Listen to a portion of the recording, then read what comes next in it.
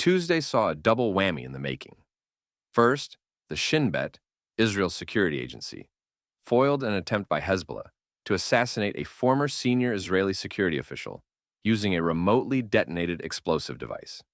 The Shin Bet said it uncovered a Claymore-style anti-personnel mine, known to be in possession of Hezbollah, which was intended to have been used to target the former official. The bomb had a remote detonation system, including a camera and a cellular connection, which would have allowed Hezbollah to activate it from Lebanon.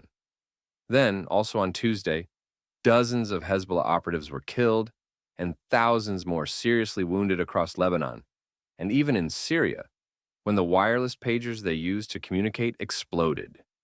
The Iranian ambassador to Lebanon was reportedly injured in the explosions as well. A senior Lebanese security source said that Israel infiltrated the communication system of individual devices and detonated them.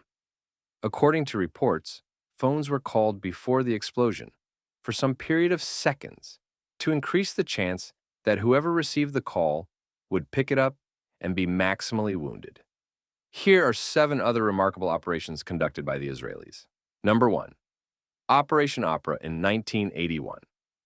In June 1981, Israeli fighter jets flew hundreds of miles across hostile territory to destroy Iraq's Osirak nuclear reactor near Baghdad. Iraqi President Saddam Hussein had sought to develop nuclear weapons, and the Osirak reactor, though presented as a peaceful project, posed a significant threat to Israel. Intelligence reports indicated that once operational, the reactor could provide Iraq with weapons-grade plutonium, bringing Iraq closer to a nuclear bomb. The daring airstrike was carried out by 8 F-16 fighter jets, escorted by 6 F-15s, in a raid that lasted less than 2 minutes. The mission was successful, and the reactor was destroyed, preventing Iraq from advancing its nuclear ambitions.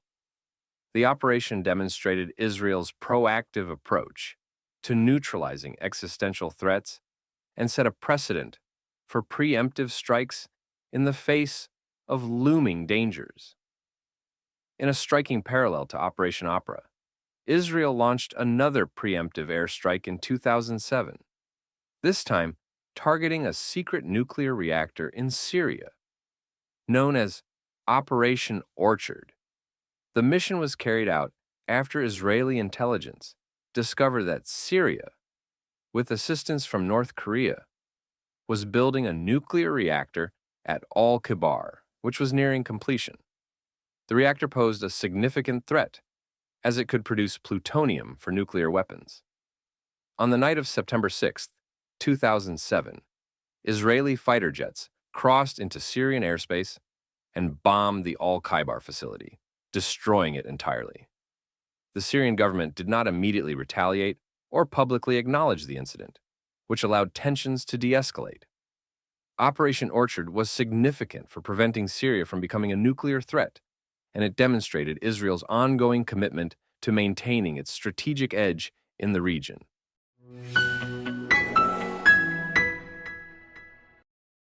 Number 2. Stuxnet in 2010. Stuxnet represented a new era of warfare, cyber warfare, and marked Israel's emergence as a formidable player in the cyber domain. In the late 2000s, as Iran advanced its nuclear program, concerns grew that the country was close to developing a nuclear weapon. Rather than launching a traditional military strike, Israel, in collaboration with the United States, deployed a sophisticated cyber weapon to sabotage Iran's nuclear ambitions. The Stuxnet virus, a highly advanced piece of malware, infiltrated Iran's Natanz nuclear facility, targeting centrifuges used to enrich uranium. The virus caused the centrifuges to spin out of control, ultimately damaging them and setting back Iran's nuclear program by several years. What made Stuxnet unique was its precision. It specifically targeted the control systems of the centrifuges while leaving other systems unaffected. The operation was a masterclass in cyber espionage and marked a significant turning point in modern warfare, where digital tools became just as crucial as conventional weapons.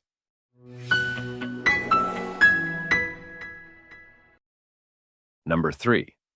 Operation Wrath of God from 1972 to 1988.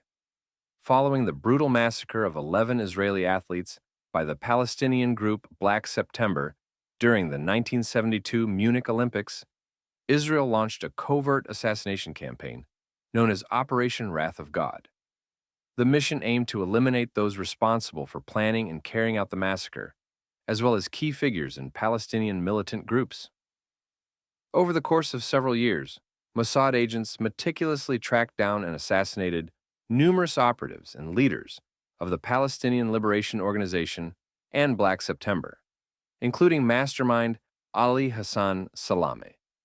The campaign sent a powerful message that Israel would respond decisively to attacks on its citizens, no matter how long it took or where the perpetrators tried to hide.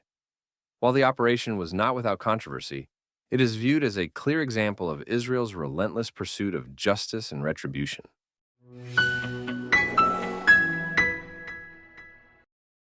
Number 4. Hamas leader assassination in Iran in 2024. At 1:14 Israel time, which is 1:44 Tehran time, on July 31st, 2024, the signal was given. A few seconds later, the bomb exploded in Hamas leader Ismail Haniyeh's room in the official and well-protected residence of Iran's Islamic Revolutionary Guard Corps. The compound, called Neyshat, is in an affluent North Tehran neighborhood and used for retreats, secret meetings, and housing prominent guests, such as Haniyeh.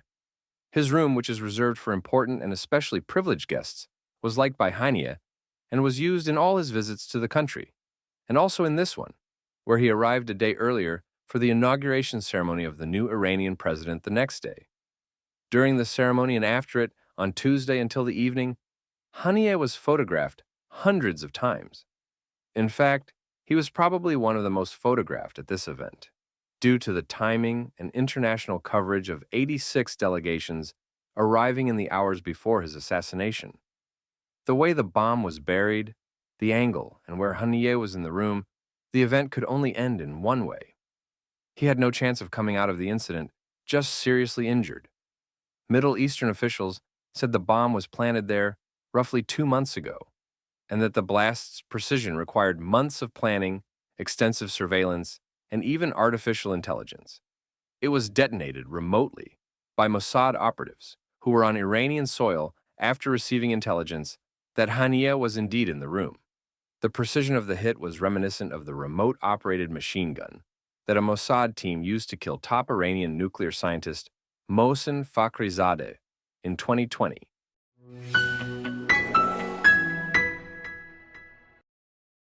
Number 5. Israeli spy Eli Cohen in the 1960s. Eli Cohen, one of Israel's most renowned spies, carried out one of the most daring and successful infiltrations in modern intelligence history. Born as an Egyptian Jew in Alexandria in 1924, Cohen was recruited by the Mossad, Israel's intelligence agency, in the early 1960s to undertake a high-risk mission, infiltrating the highest levels of Syria's political and military elite. Under the alias Kamal Amin Thabet, Cohen posed as a wealthy Syrian businessman returning from Argentina, gradually gaining the trust of influential figures in Syria's government and military. Cohen's infiltration was nothing short of remarkable. Within a few years, he became deeply embedded in the Syrian ruling class, forging close ties with senior military officers and even the Syrian president, Amin al-Hafiz. His access to top-secret discussions and military plans allowed him to pass critical intelligence to Israel. One of his most significant contributions was providing Israel with detailed information about Syrian military positions on the Golan Heights, a strategically vital area. This intelligence would later prove crucial during the 1967 Six-Day War, when Israel successfully captured this territory, partly due to the information Cohen had gathered. Cohen's influence within Syria was so profound that he was even considered for a top government position. But his success ultimately became his undoing. In 1965, Syrian counterintelligence began to suspect a mole within their ranks and, using Soviet equipment, tracked radio transmissions to Cohen's apartment in Damascus. He was arrested, tortured, and tried as a spy. Despite international pleas for clemency, including from Israel and various global leaders, Cohen was publicly hanged in Damascus on May 18, 1965. Eli Cohen's mission remains a legendary chapter in the history of espionage. His bravery, dedication, and deep undercover work allowed Israel to gain invaluable insights into its most hostile neighbor at the time. Even decades later, Cohen is remembered as a national hero in Israel, symbolizing the risks and sacrifices made to ensure the nation's survival.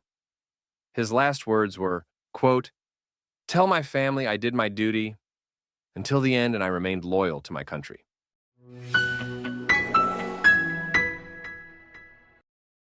Number 6. Operation Moses from 1984 to 1985. Operation Moses was the covert evacuation of Ethiopian Jews, known as the Beta Israel community, from Sudan during a civil war that caused a famine in 1984. In 1981, Mossad agents scouted the Sudanese coastline and found 15 beachside villas that had been abandoned a decade earlier. Nestled on the shorelines of the Red Sea and boasting picturesque coral reefs, the Mossad built a diving resort provided a front for agents to covertly transport Ethiopian Jewish refugees to boats that would carry them to Israel. The Sudanese International Tourist Corporation actually believed that it was renting the resort out to hotel managers and diving enthusiasts, all of whom were in fact undercover Israeli operatives. Real, unsuspecting tourists, mainly from Europe, arrived to stay at the resort, attracted by brochures that touted breathtaking views of the heavens, a flame with millions of stars, and an abundance of exotic fish in exceptionally clear waters. Beginning on November 21, 1984, Operation Moses involved the air transport by Trans-European Airways of some 8,000 Ethiopian Jews from Sudan via Brussels to Israel. Over some 7 weeks, more than 30 flights brought about 200 Ethiopian Jews at a time to Israel. Official information related to the mission was declassified only in recent years.